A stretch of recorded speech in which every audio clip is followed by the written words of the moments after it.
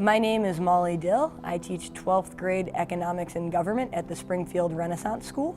One of the things I make sure that I'm doing before we have a tough conversation is I make sure that the students are well informed. So before we talk about a political debate, for example, they have read information on both of the candidates' stances on important policy issues. I have made sure that the students have actually watched the debate so that they are going from their own experience rather than what a political pundit is saying. And I make it clear that it's really okay to have an unformed opinion and still be struggling with these things. And it is okay if you hear something that, say, if you are conservative and you hear something that a liberal political candidate says and you agree with it, that's okay. Like, you don't need to fall into these boxes. And then I sit down with them. My desks are set up in a U shape and I have a desk in the U. And I sit down and I will step in if students are getting aggressive or are getting off task. But for the most part, I let them lead the conversation.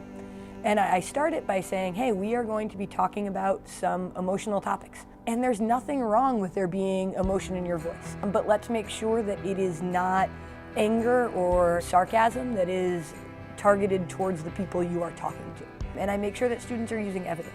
So if a student says, I disagree with that, and they don't back it up, I ask them why.